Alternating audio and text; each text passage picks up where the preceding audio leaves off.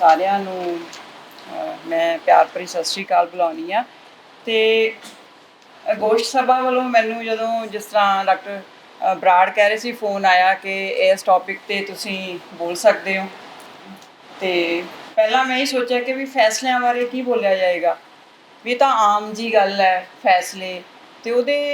ਇੱਕਦਮ ਮੈਂ ਫੋਨ ਦੇ ਸੁਣਦਿਆਂ ਹੀ ਮੇਰੇ ਦਿਮਾਗ 'ਚ ਆਇਆ ਕਿ ਨਹੀਂ, ਇਹ ਤਾਂ ਬਹੁਤ ਹੀ ਅਹਿਮ ਹੈ ਕਿ ਮਨੁੱਖੀ ਜ਼ਿੰਦਗੀ ਤੋਂ ਲੈ ਕੇ ਅੰਤਰਰਾਸ਼ਟਰੀ ਪੱਧਰ ਤੱਕ ਫੈਸਲੇ ਹੀ ਤਾਂ ਹੈ ਜਿਹੜੇ ਦੁਨੀਆ ਨੂੰ ਘੁਮਾ ਰਹੇ ਨੇ ਚਾਰ ਚੁਫੇਰੇ। ਤੇ ਇਸੇ ਹੀ ਵਿੱਚ ਮੈਂ ਸੋਚਿਆ ਕਿ ਵੀ ਮੇਰਾ ਜੋ ਫੀਲਡ ਹੈਗਾ ਤੇ ਉਹਦੇ ਵਿੱਚ ਖਾਸ ਕਰਕੇ ਇੱਕ ਫੈਸਲਾਕੁਨ ਵਿਧੀ ਵੀ ਹੈ ਜਿਹੜੀ ਅਸੀਂ ਵਿਗਿਆਨਕ ਤੌਰ 'ਤੇ ਪੜ੍ਹਦੇ ਹਾਂ, ਤੇ ਹੋਰ ਵੀ ਜਿਹੜੇ ਸਿਧਾਂਤ ਹੈ ਉਹਨਾਂ ਬਾਰੇ ਅਸੀਂ ਦੇਖਦੇ ਹਾਂ ਕਿ ਅੰਤਰਰਾਸ਼ਟਰੀ ਪੱਧਰ 'ਤੇ ਫੈਸਲੇ ਕਿਵੇਂ ਲਏ ਜਾਂਦੇ ਨੇ। ਜਿਹੜੇ ਫੈਸਲੇ ਆ ਅੱਜ ਤੱਕ ਜਿਹੜੀ ਵੀ ਡਿਵੈਲਪਮੈਂਟ ਹੋਈ ਹੈ ਨਾ, ਮਨੁੱਖੀ ਡਿਵੈਲਪਮੈਂਟ ਸਾਰੇ ਫੈਸਲਿਆਂ 'ਤੇ ਹੀ ਨਿਰਭਰ ਹੈ, ਚਾਹੇ ਉਹ ਕਲਚਰਲ ਹੈ, ਸੋਸ਼ਲ ਹੈ, ਧਾਰਮਿਕ ਹੈ, ਰਾਜਨੀਤਿਕ ਹੈ। ਉਹ ਚਾਹੇ ਡਿਵੈਲਪਮੈਂਟ ਕਿਸੇ ਵੀ ਤਰ੍ਹਾਂ ਦੀ ਹੋਵੇ, ਉਹਨੂੰ ਅਸੀਂ ਇਹ ਨਹੀਂ ਕਹਿ ਸਕਦੇ ਕਿ ਉਹ ਵਧੀਆ ਜ਼ਿੰਦਗੀ ਲਈ ਹੋਈ ਹੈ ਜਾਂ ਘਟੀਆ ਜ਼ਿੰਦਗੀ ਲਈ ਹੋਈ ਹੈ, ਲੇਕਿਨ ਉਹ ਫੈਸਲਿਆਂ 'ਤੇ ਹੀ ਆਧਾਰਿਤ ਹੈ ਵੀ ਹਰ ਕਿਸੇ ਲੈਵਲ ਦੇ ਉੱਤੇ ਉਹ ਫੈਸਲੇ ਲਏ ਗਏ। ਅਤੇ ਉਹਨਾਂ ਫੈਸਲਿਆਂ ਦੇ ਉੱਤੇ ਜਿਸ ਤਰ੍ਹਾਂ ਅਸੀਂ ਕਹਿ ਦਿੰਦੇ ਹਾਂ ਕਿ ਲਮਹੋਂ ਨੇ ਖਤਾ ਕੀ ਥੀ ਸਦੀਆਂ ਨੇ ਸਜ਼ਾ ਪਾਈ, ਉਹ ਛੋਟੇ ਤੋਂ ਛੋਟੇ ਫੈਸਲੇ ਤੋਂ ਲੈ ਕੇ ਵੱਡੇ ਤੋਂ ਵੱਡੇ ਫੈਸਲੇ ਜਿਹੜੇ ਆ ਉਹ ਮਨੁੱਖੀ ਜ਼ਿੰਦਗੀ ਨੂੰ ਕਦੋਂ ਤੱਕ ਪ੍ਰਭਾਵਿਤ ਕਰਦੇ ਨੇ। ਉਹ ਚਾਹੇ ਸਾਡੇ ਪਰਿਵਾਰ 'ਚ ਹੋਵੇ, ਇੱਕ ਵਿਭਾਗ 'ਚ ਹੋਵੇ, ਯੂਨੀਵਰਸਿਟੀ ਲੈਵਲ 'ਤੇ ਹੋਵੇ, ਅਤੇ ਰਾਸ਼ਟਰੀ ਜਾਂ ਅੰਤਰਰਾਸ਼ਟਰੀ ਪੱਧਰ 'ਤੇ ਹੋਵੇ, ਉਨੇ ਹੀ ਜਿੰਨਾ ਲੈਵਲ ਵੱਧਦਾ ਜਾਂਦਾ ਉਨਾ ਹੀ ਉਹਦਾ ਜਿਹੜਾ ਪ੍ਰਭਾਵ ਹੈ ਉਹ ਵੱਧਦਾ ਜਾਂਦਾ ਹੈ। ਸੋ ਇਸ ਕਰਕੇ ਫੈਸਲੇ ਜਿਹੜੇ ਆ ਉਹ ਵਾਕਈ ਇਹ ਬੜਾ, ਮੈਂ ਉਹਨਾਂ ਨੂੰ ਬਹੁਤ ਐਪਰੀਸ਼ੀਏਟ ਕਰੂੰਗੀ ਵੀ ਗੋਸ਼ਟ ਸਭਾ ਨੇ ਬਹੁਤ ਹੀ ਜਿਹੜਾ ਇਹ ਟੌਪਿਕ ਲਿਆ, ਥੀਮ ਲਿਆ, ਬਹੁਤ ਇੰਪੋਰਟੈਂਟ ਹੈ। ਸ਼ੁਰੂ ਤੋਂ ਲੈ ਕੇ ਹੁਣ ਤੱਕ ਇਹ ਹਮੇਸ਼ਾ ਹੀ ਇੰਪੋਰਟੈਂਟ ਰਹੇ ਕਿ ਫੈਸਲੇ ਜਿਹੜੇ ਆ ਉਹ ਕਿਵੇਂ ਲਏ ਜਾਂਦੇ ਨੇ, ਖਾਸ ਕਰਕੇ ਰਾਜਨੀਤੀ ਦੇ ਪਰਸਪੈਕਟਿਵ ਤੋਂ। ਉਹ ਰਾਜਨੀਤੀ ਭਾਵੇਂ ਦੇਸ਼ ਦੇ ਪੱਧਰ 'ਤੇ ਹੈ ਜਾਂ ਅੰਤਰਰਾਸ਼ਟਰੀ ਪੱਧਰ ਦੇ ਉੱਤੇ ਹੈ, ਰਾਜਨੀਤੀ ਹੁੰਦੀ ਹੈ, ਔਰ ਰਾਜਨੀਤੀ ਨੂੰ ਹਮੇਸ਼ਾ ਜਿਹੜਾ ਹੈ ਪਾਵਰ ਦੇ ਨਾਲ ਜੋੜਿਆ ਜਾਂਦਾ ਹੈ, ਕਿਉਂਕਿ ਰਾਜਨੀਤੀ ਪਾਵਰ ਦਾ ਹੀ ਇੱਕ ਕਨਸੈਪਟ ਹੈ। ਜਿੱਥੇ ਰਾਜਨੀਤੀ ਹੈ ਉੱਥੇ ਪਾਵਰ ਹੈ, ਔਰ ਜਿੱਥੇ ਪਾਵਰ ਹੈ, ਸ਼ਕਤੀ ਹੈ, ਉੱਥੇ ਰਾਜਨੀਤੀ ਹੈ। ਸੋ ਇਹਦੇ ਨਾਲ ਜਿਹੜੇ ਅਸੀਂ ਜਦੋਂ ਦੇਖਦੇ ਹਾਂ ਅੰਤਰਰਾਸ਼ਟਰੀ ਰਾਜਨੀਤੀ ਨੂੰ ਪੜ੍ਹਦੇ ਹਾਂ, ਤਾਂ ਉਹਦੇ ਵਿੱਚ ਕੁਛ ਸਿਧਾਂਤ ਨੇ ਜਿਹੜੇ ਆਪਣੇ ਪਰਪੱਖ ਤੋਂ ਦੱਸਦੇ ਨੇ। ਸਭ ਤੋਂ ਜਿਹੜਾ ਅੱਜ ਤੱਕ ਮਸ਼ਹੂਰ ਹੋਇਆ ਜਾਂ ਮੰਨਿਆ ਗਿਆ, ਭਾਵੇਂ ਉਹਦਾ ਬਹੁਤ ਜ਼ਿਆਦਾ ਕ੍ਰਿਟਿਸਿਜ਼ਮ ਵੀ ਹੋਇਆ, ਉਹ ਹੈਗਾ ਯਥਾਰਥਵਾਦ। ਅਤੇ ਯਥਾਰਥਵਾਦ ਜਿਹੜਾ ਹੈ ਉਹ ਵੈਸੇ ਤਾਂ ਸ਼ੁਰੂ ਤੋਂ ਹੀ, ਜਦੋਂ ਤੋਂ ਜਿਹੜੀ ਸਾਡੀ ਸਿਵਲਾਈਜੇਸ਼ਨ ਚੱਲ ਰਹੀਆਂ ਨੇ ਉਦੋਂ ਤੋਂ ਲੈ ਕੇ ਹੀ ਇਹ ਕਿਸੇ ਨਾ ਕਿਸੇ ਪਰੰਪਰਾ ਦੇ ਵਿੱਚ ਮੌਜੂਦ ਰਿਹਾ। ਭਾਰਤੀ ਪਰੰਪਰਾ ਦੇ ਵਿੱਚ ਕੌਟਿਲਿਆ ਤੋਂ ਲੈ ਕੇ, ਅਤੇ ਇਸ ਤਰ੍ਹਾਂ ਫਿਰ ਵੈਸਟਰਨ ਦੇ ਵਿੱਚ ਹੌਬਸ ਹੋ ਗਿਆ, ਮੈਕਾਵਲੀ ਹੋ ਗਿਆ, ਜਿਨ੍ਹਾਂ ਨੇ ਇਹ ਯਥਾਰਥਵਾਦ ਦੇ ਪਰਪੱਖ ਤੋਂ ਰਾਜਨੀਤੀ ਦਾ ਅਤੇ ਸੁਰੱਖਿਆ ਦਾ ਜਿਹੜਾ ਕਨਸੈਪਟ ਦਿੱਤਾ। ਤਾਂ ਇਹਦੇ ਵਿੱਚ ਜਦੋਂ 20ਵੀਂ ਸਦੀ ਦੇ ਵਿੱਚ 2 ਮਹਾਯੁੱਧ ਹੋਏ, ਤਾਂ ਪਹਿਲੇ ਮਹਾਯੁੱਧ ਤੋਂ ਬਾਅਦ ਇਹ ਦੇਖਿਆ ਗਿਆ ਕਿ ਇੰਨਾ ਪੂਰਾ ਜਿਹੜੀ ਦੇਸ਼ ਜਿਹੜੇ ਆ ਆਪਸ ਦੇ ਵਿੱਚ ਲੜ ਰਹੇ ਨੇ। ਖਾਸ ਕਰਕੇ ਯੂਰਪ ਸੀ ਦੇਸ਼, ਤਾਂ ਉਹਨਾਂ ਦੇ ਨਾਲ ਹੀ ਸੀ ਨਾ, ਸਾਰਾ ਯੂਰਪ ਜਿਹੜਾ ਆਪਸ ਦੇ ਵਿੱਚ ਇੱਕ ਪਾਗਲਾਂ ਦੀ ਤਰ੍ਹਾਂ ਲੜਾਈ ਕੀਤੀ। ਔਰ ਪਹਿਲੇ ਵਿਸ਼ਵ ਯੁੱਧ ਤੋਂ ਬਾਅਦ ਇਹ ਫੈਸਲੇ ਹੋਏ ਕਿ ਅਸੀਂ ਜਿਹੜਾ ਉਹ ਯਥਾਰਥਵਾਦ ਦਾ ਜਿਹੜਾ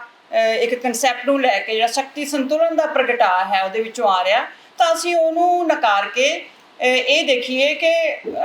ਕੀ ਆਪਸੀ ਸਹਿਯੋਗ ਲੋਕਾਂ ਦੇ ਵਿੱਚ ਹੋ ਸਕਦਾ ਹੈ, ਦੇਸ਼ਾਂ ਦੇ ਵਿੱਚ ਹੋ ਸਕਦਾ ਹੈ, ਜਾਂ ਫਿਰ ਇੱਕ ਕਿਉਂਕਿ ਲੋਕ ਮਰ ਰਹੇ ਨੇ ਯੁੱਧ ਦੇ ਵਿੱਚ, ਔਰ ਉਹਨਾਂ ਦੇ ਸਾਹਮਣੇ ਇਹੀ ਦੇਸ਼ ਜਿਹੜੇ ਆ ਪ੍ਰਗਟਾ ਕਰ ਰਹੇ ਆ ਕਿ ਨਹੀਂ, ਅਸੀਂ ਜਿੱਤਣਾ ਹੈ ਕਿਸੇ ਨਾ ਕਿਸੇ ਦੇ ਵਿੱਚ, ਵਿਨਾਸ਼ ਚਾਹੇ ਜਿੰਨਾ ਮਰਜ਼ੀ ਹੋ ਜਾਵੇ। ਤਾਂ ਉਹਦੇ ਵਿੱਚ ਆਦਰਸ਼ਵਾਦ ਜਿਹੜਾ ਹੈ ਉਹਨੂੰ ਕਾਫੀ ਜਿਹੜਾ ਦਿੱਤਾ ਗਿਆ, ਇੰਪੋਰਟੈਂਸ ਦਿੱਤੀ ਗਈ ਕਿ ਵੀ ਨਹੀਂ, ਜਿਹੜੀ ਦੁਨੀਆ ਹੈ ਉਹ ਯੁੱਧ ਤੋਂ ਬਿਨਾਂ ਰਹਿ ਸਕਦੀ ਹੈ।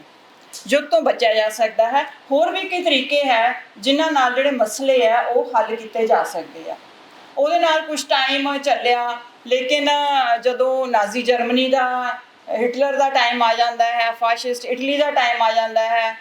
तो वो उस आदर्शवाद ਨੂੰ ਤਾਂ बहुत दूर ਛੱਡ ਜਾਂਦੇ ਨੇ। ਉਹ ਕਹਿੰਦੇ ਆ ਕਿ ਅਸੀਂ ਕੋਈ ਇਹ ਜੋ ਆਦਰਸ਼ਵਾਦ ਕਹਿੰਦਾ ਕਿ ਅੰਤਰਰਾਸ਼ਟਰੀ ਜਿਹੜੀਆਂ ਸਮਤਾਵਾਂ ਜਿਹੜੇ ਸੰਗਠਨ ਨੇ ਵੀ ਉਹ ਸ਼ਾਂਤੀ ਸਥਾਪਿਤ ਕਰ ਸਕਦੇ। ਉਹ ਕਹਿੰਦੇ ਅਸੀਂ ਕਿਸੇ ਇਸ ਚੀਜ਼ ਨੂੰ ਨਹੀਂ ਸਮਝਦੇ। ਹਿਟਲਰ ਦਾ ਜੋ ਸੀਗਾ ਜਿਹੜਾ ਯੁੱਧ ਹੈ ਇਹੀ ਜ਼ਿੰਦਗੀ ਹੈ, ਯੁੱਧ ਸਾਡੇ ਅੰਦਰ ਵੀ ਹੈ, ਯੁੱਧ ਸਾਡੇ ਬਾਹਰ ਵੀ ਹੈ, युद्ध यूनीवर्सल है, व्यापक है, और ये इंस्टिंक्ट जी आदमी के अंदर है वो ओरिजिनल है तो सुभाविक है और उन्होंने असी नकार नहीं सकते। और इस करके जोड़ा रीजन है या लॉजिक है या तत्त है जो उदारवाद दिंदा है या सोशलिज्म दिंदा है वो जोड़ा है वो बनौटी है। इस करके साडे अंदर चाहे वह बाद हिटलर इसे ही कंसैप्ट के उत्ते चलता है, और फिर 1940 जोड़ा है दूसरा विश्व युद्ध होता है, और फिर यथार्थवाद दोबारा जोड़ा उभरता है, और जिसदे विच खास करके जोड़ा है जोड़ा क्लासिकल जिन्हों असी यथार्थवाद का जोड़ा सिद्धांत बहुत ही प्रबल होंदा है, और हॉब्सियन ते मैकियावेली कंसैप्ट नूं लैके कि जोड़ा ह्यूमन बीइंग्स है वो हमेशा जिहड़ियां सैल्फ सीकिंग ने, पावर सीकिंग ने, और इस करके देश जोड़े है उन्होंने तो असी आपसी सहयोग की उम्मीद नहीं कर सकते, क्योंकि ह्यूमन नेचर ही इदां दी है। मुखी मनुख जिहड़ा सुभाਅ के तौर के उत्ते ही एक उहदे अंदर दोनों तरह दी जिहड़ियां चल रही चाहे शाइयां, लेकिन जिहड़ी उन्हां दी पावर सीकिंग ते सैल्फ सीकिंग दी कंसैप्ट है उन्होंने मैनेज तो किया जा सकता है, लेकिन उन्होंने मतलब असी कढ़ नहीं सकते गे ਜਿਹੜੇ ਅੰਤਰਰਾਸ਼ਟਰੀ ਸੰਬੰਧਾਂ ਦੇ ਵਿੱਚੋਂ। ਸੋ ਅੰਤਰਰਾਸ਼ਟਰੀ ਜਿਹੜੀ ਸ਼ਕਤੀ ਦਾ ਸੰਤੁਲਨ ਹੈਗਾ ਉਹਦੇ ਦੁਆਰਾ ਹੀ ਅਸੀਂ ਮੈਨੇਜ ਕਰ ਸਕਦੇ ਹਾਂ ਪਾਵਰ ਨੂੰ, ਸ਼ਕਤੀ ਨੂੰ ਅਸੀਂ ਮੈਨੇਜ ਕਰ ਸਕਦੇ ਹਾਂ। ਚਾਹੇ ਕਿ ਜਿਹੜੇ ਹਾਲਾਂਕਿ ਇਹ ਮੰਨਦੇ ਆ ਰੀਅਲਿਸਟਿਕ ਖਾਸ ਕਰਕੇ ਹੈਂਸਮਰ ਗੈਂਥੋ ਕਿ ਜਿਹੜੇ ਲੀਡਰ ਹੁੰਦੇ ਨੇ ਦੇਸ਼ਾਂ ਦੇ, ਉਹ ਲੀਡਰ ਭਾਵੇਂ ਆਪਣੀ ਵਿਚਾਰਧਾਰਾ, ਆਪਣਾ ਜਿਹੜਾ ਸੁਭਾਅ ਹੈ ਜਾਂ ਆਪਣੇ ਇੰਟਰਸਟ ਹੈ ਉਹ ਕਿਸੇ ਨਾ ਕਿਸੇ ਤਰ੍ਹਾਂ ਉਸ ਨੂੰ ਮਤਲਬ ਇੰਪਲੀਮੈਂਟ ਕਰਨ ਦੀ ਕੋਸ਼ਿਸ਼ ਕਰਦੇ ਆ ਆਪਣੀਆਂ ਪਾਲਿਸੀਆਂ ਦੇ ਵਿੱਚ, ਲੇਕਿਨ ਅਕਸਰ ਦੇਸ਼ ਜਿਹੜੇ ਆ ਉਹ ਇੱਕੋ ਤਰ੍ਹਾਂ ਹੀ ਵਿਚਰਦੇ ਨੇ। ਉਹ ਸਾਰੇ ਦੇਸ਼ ਹੈ ਜਿਹੜੇ ਉਹ ਸ਼ਕਤੀ ਦੇ ਪਿੱਛੇ ਨੇ, ਨੈਸ਼ਨਲ ਇੰਟਰਸਟ ਸਭ ਤੋਂ ਪ੍ਰਮੁੱਖ ਹੁੰਦਾ ਹੈ, ਔਰ ਨੈਸ਼ਨਲ ਇੰਟਰਸਟ ਜਿਹੜਾ ਹੈ, ਰਾਸ਼ਟਰੀ ਹਿੱਤ ਜਿਹੜਾ ਹੈ ਉਹ ਸ਼ਕਤੀ ਦੇ ਵਿੱਚ ਹੈ, ਉਹ ਪਾਵਰ ਨੂੰ ਗ੍ਰਹਿਣ ਕਰਨ ਦੇ ਵਿੱਚ ਹੈ। इस करके जोड़े लीडर है चाहे वह किन्ने भी एफिशिएंट हो किसी भी तरह हो कोई बहुता फर्क नहीं पैंदा। हालांकि वो थोड़ा बहुता मानते हैं कि हर एक अपने जोड़ा अपनी जोड़ा दुनिया के विच जां अपने देश के विच पॉपूलर होने वास्ते वो अपनी विचारधारा नूं अगे रखता है या पेश करता है, पर वो उन्हां दे अगे लिमिटेड रस्ते हुंदे आ, वो ज़्यादा उसनूं फैला नहीं सकते गे। लेकिन हर एक जोड़े लीडर है जे असीं उस सिद्धांत दे नाल एक विचार भी आता है क्रिटिसिज्म के पॉइंट के उत्तों, जां असीं अपने जोड़े है प्रधानमंत्री मोदी की कंसैप्ट ही लै लैंदे आ भी वो किस तरह की वो देशां दे इस लॉ के मुताबिक चलता है, जां उहदे अपने भी कई इंटरस्ट है, जां अपने इंटरस्ट उहदे किसी भी उहदे अपने नज़दीकियां के थ्रू वो पूरे कर रहे हैं। ਇਹਦੇ ਵਿੱਚ ਇੱਕ ਛੋਟਾ ਜਿਹਾ ਅਸੀਂ ਉਦਾਹਰਨ ਦੇ ਸਕਦੇ ਹਾਂ ਕਿ ਇੰਡੀਆ ਤੇ ਆਸਟ੍ਰੇਲੀਆ ਦਾ ਜੋ ਫੈਸਲੇ ਹੋਏ ਕਈ, ਜਿਹਦੇ ਵਿੱਚ ਅਡਾਨੀ ਗਰੁੱਪ ਜਿਹੜਾ ਹੈ ਉਹਦੀਆਂ ਉੱਥੇ ਬਹੁਤ ਸਾਰੀਆਂ ਜਿਹੜਾ ਟ੍ਰੇਡ ਦੇ ਫੈਸਲੇ ਹੋਏ, ਜਿਹਦੇ ਵਿੱਚ ਰੇਲਵੇ ਦਾ, ਮਾਈਨਿੰਗ ਦਾ, ਔਰ ਇੱਥੋਂ ਆਟਾ ਤੱਕ ਦਾ ਵੀ ਆਟਾ ਜਿਹੜਾ ਹੈ ਆਸਟ੍ਰੇਲੀਆ ਦੇ ਵਿੱਚ ਅਡਾਨੀ ਗਰੁੱਪ ਵੇਚੇਗਾ, ਜਿਸ ਦੇ ਨਾਲ ਜਿਹੜੇ ਭਾਰਤ ਦੇ ਜਿਹੜੇ ਦੂਜੇ ਕੰਪਨੀਆਂ ਸੀ ਜਿਵੇਂ ਆਸ਼ੀਰਵਾਦ ਹੈ ਜਾਂ ਹੋਰ ਤਰ੍ਹਾਂ ਦਾ, ਉਹਨਾਂ ਦਾ ਬੰਦ ਕੀਤਾ ਗਿਆ ਵੀ ਇਹ ਨਹੀਂ ਸਿਰਫ ਅਡਾਨੀ ਗਰੁੱਪ ਹੀ ਉੱਥੇ ਇਹ ਪ੍ਰੋਵਾਈਡ ਕਰੇਗਾ। ਔਰ ਉਹਦੇ ਨਾਲ ਕੀ ਹੋਇਆ ਕਿ ਉੱਥੇ ਜਿਹੜਾ ਆਟੇ ਦਾ ਮੁੱਲ ਵੱਧ ਜਾਂਦਾ ਹੈ। ਹਾਲਾਂਕਿ ਉੱਥੇ ਵੀ ਆਸਟ੍ਰੇਲੀਆ ਵਿੱਚ ਸਾਡੇ ਪੰਜਾਬ ਦੇ ਇੱਕ ਗਰੇਵਾਲ ਗਰੁੱਪ ਹੈਗੇ ਜਿਹੜੇ ਆਟਾ ਸਪਲਾਈ ਕਰਦੇ ਆ, ਲੇਕਿਨ ਉਹਨਾਂ ਨੇ ਬਹੁਤ ਫਾਈਟ ਕੀਤਾ ਉੱਥੇ ਕਿ ਅਸੀਂ ਆਟੇ ਦਾ ਜਿਹੜਾ ਮੁੱਲ ਨਹੀਂ ਵਧਣ ਦੇਵਾਂਗੇ। ਔਰ ਕਰੋਨਾ ਦੇ ਕਾਲ ਦੇ ਵਿੱਚ ਖਾਸ ਕਰਕੇ ਵੀ ਕਰੋਨਾ ਦੇ ਵਿੱਚ ਵੀ ਦੇਸ਼ ਜਿਹੜੇ ਦੇਖ ਰਹੇ ਆ ਕਿ ਕਿਸੇ ਆਪਣੇ ਖਾਸ ਸੰਬੰਧੀ ਨੂੰ ਕਿਸ ਤਰ੍ਹਾਂ ਅਸੀਂ ਪ੍ਰਮੋਟ ਕਰਨਾ ਹੈ, ਤਾਂ ਉਹਦੇ ਵਿੱਚ ਉਹਨਾਂ ਨੇ ਉੱਥੇ ਹੀ ਸਾਡੇ ਪੰਜਾਬੀਆਂ ਨੇ ਇਸ ਚੀਜ਼ ਨੂੰ ਫਾਈਟ ਕੀਤਾ ਇਸ ਗੱਲ ਦੇ ਵਿੱਚ। ਅਡਾਨੀ ਦੇ ਉੱਥੇ ਜੋ ਰੇਲਵੇ ਲਾਈਨ ਮਾਈਨਰ ਉੱਥੇ ਵੀ ਬਹੁਤ ਜ਼ਿਆਦਾ ਵਿਰੋਧ ਹੈ ਆਸਟ੍ਰੇਲੀਆ ਦੇ ਵਿੱਚ, ਲੇਕਿਨ ਆਸਟ੍ਰੇਲੀਆ ਨੈਸ਼ਨਲ ਤੌਰ 'ਤੇ ਭਾਰਤ ਦੇ ਵਿੱਚ ਆਪਣੇ ਜੋ ਇੰਟਰਸਟ ਦੇਖ ਰਿਹਾ ਉਸ ਦੇ ਅਧੀਨ ਉਹਨਾਂ ਨੇ ਇਹ ਫੈਸਲੇ ਲਏ। ਲੇਕਿਨ ਦੂਜੇ ਪਾਸੇ ਜੇ ਅਸੀਂ ਕਿ ਪ੍ਰਧਾਨ ਮੰਤਰੀ ਮੋਦੀ ਜੇ ਦੇਖੇ ਕਿ ਇਹਦੇ ਵਿੱਚ ਨੈਸ਼ਨਲ ਇੰਟਰਸਟ ਹੈ, ਮੋਦੀ ਦੇ ਅਡਾਨੀ ਦੇ ਜਿਹੜੇ ਪ੍ਰਮੋਟ ਕਰਨੇ ਉਹ 'ਚ ਕੋਈ ਨੈਸ਼ਨਲ ਇੰਟਰਸਟ ਨਹੀਂ ਹੈ। ਸੋ ਇਹ ਨਾਲ ਨਾਲ ਜਿਹੜੇ ਆ ਇਹ ਕ੍ਰਿਟਿਸਿਜ਼ਮ ਦੇ ਪੁਆਇੰਟ ਵੀ ਜਿਹੜੇ ਸਿਧਾਂਤਾਂ ਦੇ ਤੌਰ ਦੇ ਉੱਤੇ ਆ ਜਾਂਦੇ ਆ। ਔਰ ਇਸੇ ਤਰ੍ਹਾਂ ਇਸ ਤੋਂ ਬਾਅਦ ਜਿਹੜਾ ਹੈਗਾ ਹਿਊਮਨ ਨੇਚਰ ਤੋਂ ਬਾਅਦ ਆਦਰਸ਼ਵਾਦ ਕਹਿੰਦਾ ਕਿ ਹਿਊਮਨ ਨੇਚਰ ਜਿਹੜੀ ਹੈ ਹਮੇਸ਼ਾ ਔਰ ਸਾਰਿਆਂ ਦੀ ਬੁਰੀ ਨਹੀਂ ਹੁੰਦੀ ਗੀ। ਉਹਨਾਂ ਦੇ ਵਿੱਚ ਜੇ ਬੁਰੀ ਵੀ ਹੈ ਤਾਂ ਉਹਨੂੰ ਸੁਧਾਰਿਆ ਜਾ ਸਕਦਾ ਹੈ। ਉਹ ਕਿਸੇ ਨਾ ਕਿਸੇ ਤਰ੍ਹਾਂ ਮਤਲਬ ਐਜੂਕੇਸ਼ਨ ਰਿਫਾਰਮ ਦੇ ਤੌਰ ਦੇ ਉੱਤੇ ਜਾਂ ਕਿਸੇ ਹੋਰ 'ਤੇ ਹੈ ਉਹਦੇ ਵਿੱਚ ਇਹ ਕਿਸੇ ਨਾ ਕਿਸੇ ਤਰ੍ਹਾਂ ਸੁਧਾਰਿਆ ਜਾ ਸਕਦਾ ਹੈ।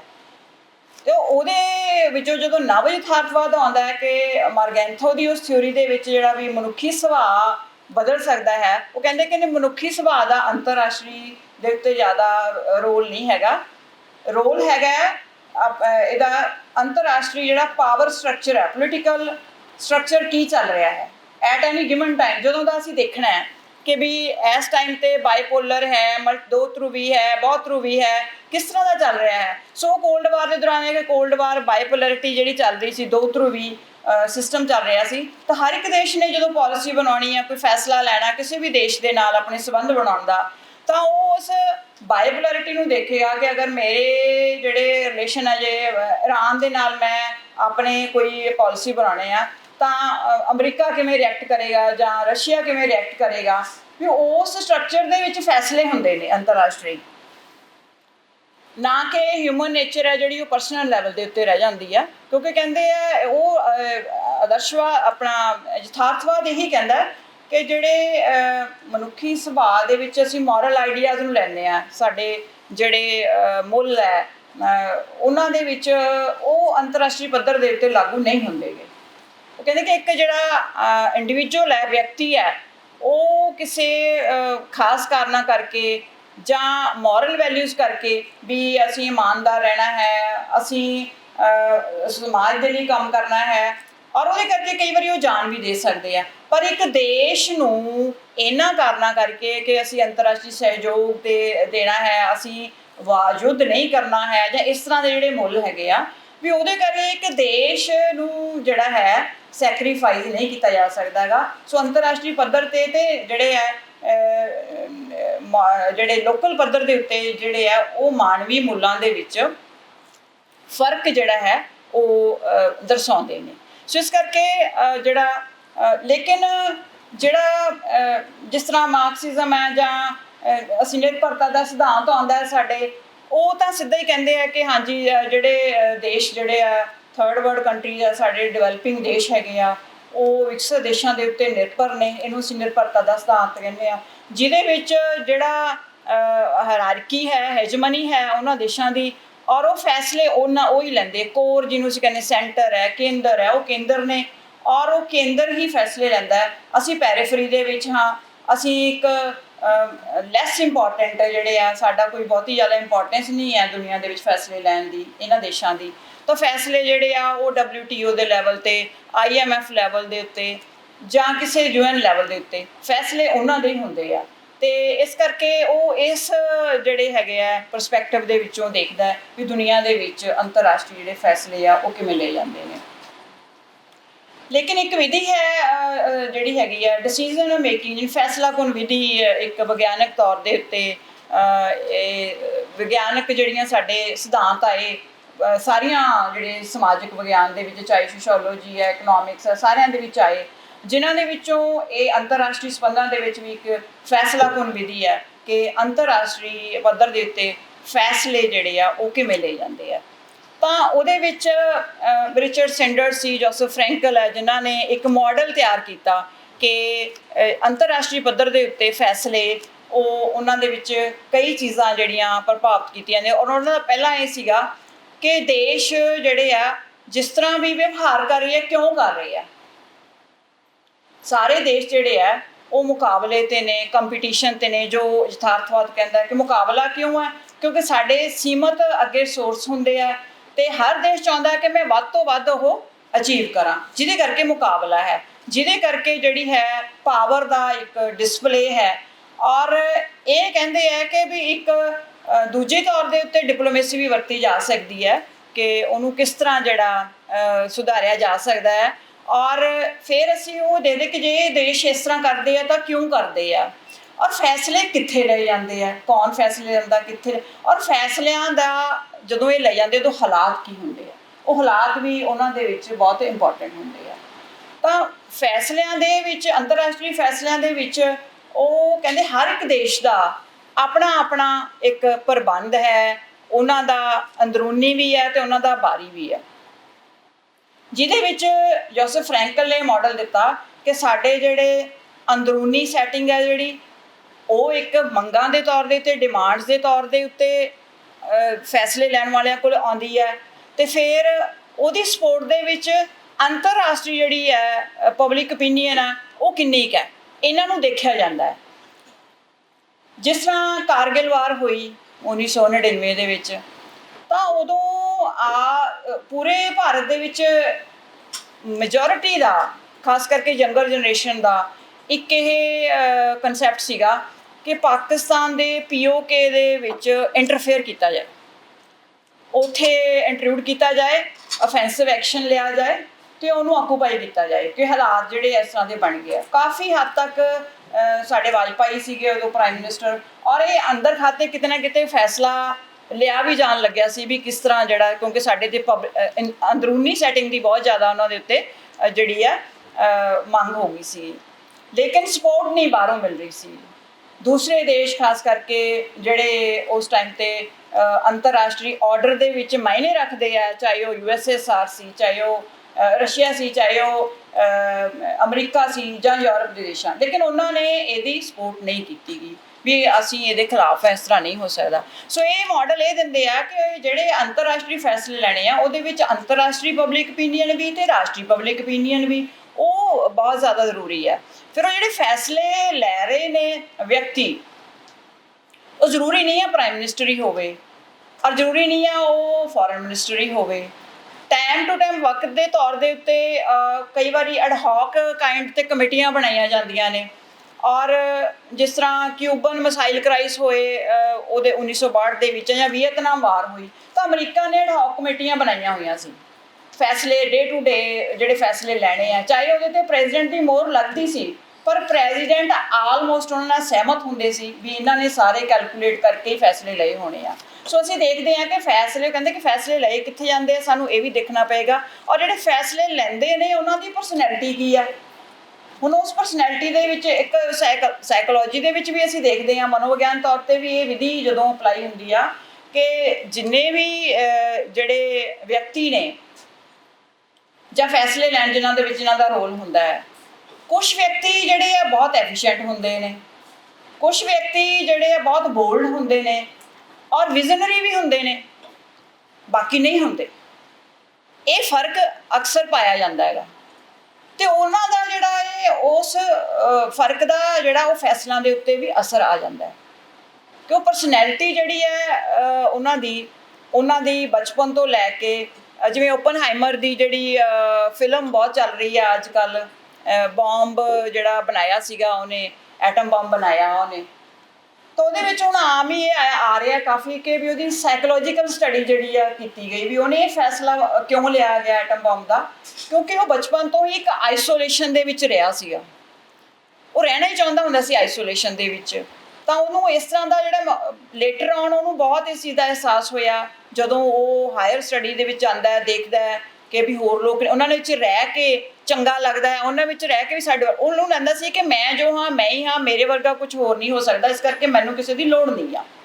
ਲੇਕਿਨ ਸਮਾਜ ਵਿੱਚ ਰਹਿਣ ਦੀ ਉਹਨੂੰ ਬਾਅਦ ਵਿੱਚ ਖਾਹਿਸ਼ਾਂ ਹੁੰਦੀਆਂ ਨੇ ਕਿ ਸਮਾਜ ਦੇ ਵਿੱਚ ਰਹਿ ਕੇ ਔਰ ਉਹਨਾਂ ਦੀ ਓਪੀਨੀਅਨ ਲੈਣਾ ਜਾਂ ਉਹਨਾਂ ਦੀ ਉੱਤੇ ਨਿਰਭਰ ਹੋਣਾ ਉਹ ਵੀ ਚੰਗਾ ਹੁੰਦਾ, ਔਰ ਅਲਟੀਮੇਟਲੀ ਉਹ ਸਾਡੇ ਦਿਮਾਗ ਦੇ ਲਈ, ਸਾਡੇ ਵਿਕਾਸ ਦੇ ਲਈ ਜ਼ਰੂਰੀ ਹੈ। ਓਪਨਹਾਈਮਰ ਨੇ ਵੀ ਇਹ ਲੇਟਰ ਔਨ ਜਿਹੜਾ ਦੇਖਿਆ।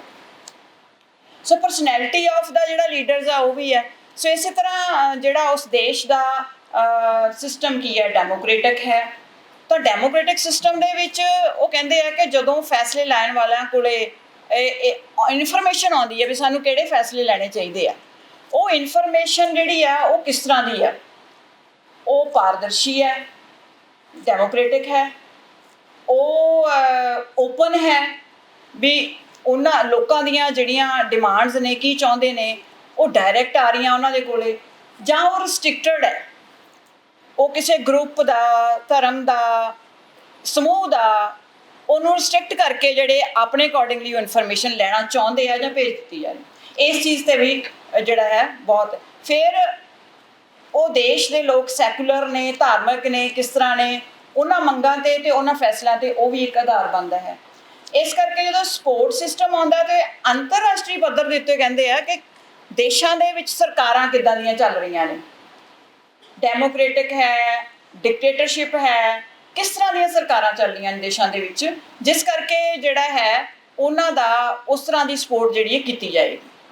ਇੱਕ ਡਿਕਟੇਟਰਸ਼ਿਪ ਹੈ, ਮਿਲਟਰੀ ਹੈ, ਉਹ ਹਮੇਸ਼ਾ ਡਿਕਟੇਟਰਸ਼ਿਪ ਰਾਜ ਨੂੰ, ਉਸ ਦੀ ਗਵਰਨਮੈਂਟ ਨੂੰ ਸਪੋਰਟ ਕਰੇਗੀ। ਇੱਕ ਡੈਮੋਕ੍ਰੇਸੀ ਹੈ, ਚਾਹੇ ਡੈਮੋਕ੍ਰੇਸੀ ਕਿਸ ਤਰ੍ਹਾਂ ਦੀ ਹੋਏ, ਇੱਕ ਅਲੱਗ ਸਵਾਲ ਹੈ। ਤਾਂ ਉਹ ਉੱਥੋਂ ਦੀਆਂ ਜਿਹੜੀਆਂ, ਚਾਹੇ ਅਮਰੀਕਾ ਦੀ ਡੈਮੋਕ੍ਰੇਸੀ ਹੈ, ਉਹ ਡਿਕਟੇਟਰਸ਼ਿਪ ਨੂੰ ਸਪੋਰਟ ਕਰਦੇ ਰਹੇ, ਉਹ ਵੀ ਸਾਰੀਆਂ ਚੀਜ਼ਾਂ ਹੈਗੀਆਂ ਨੇ ਵੀ ਉਹਨਾਂ ਨੇ ਆਪਣੇ ਹਿੱਤ ਦੇ ਲਈ ਡੈਮੋਕ੍ਰੇਸੀ, ਲੋਕਤੰਤਰ ਨੂੰ ਸਪੋਰਟ ਕਰਨ ਦੀ ਜਗ੍ਹਾ ਉਹਨਾਂ ਨੇ ਦੂਸਰੇ ਜਿਹੜੇ ਜਿੱਥੇ ਭਾਵੇਂ ਡਿਕਟੇਟਰਸ਼ਿਪ ਸੀਗੀਆਂ ਜਾਂ ਹੋਰ ਸਟੈਬਲਿਸ਼ ਹੋਏ, ਉੱਥੇ ਉਹਨਾਂ ਨੇ ਸਪੋਰਟ ਕੀਤੀ ਕਿ ਸਾਡਾ ਹਿੱਤ ਜਿਹੜਾ ਪੂਰਾ ਹੁੰਦਾ ਜਾਵੇ।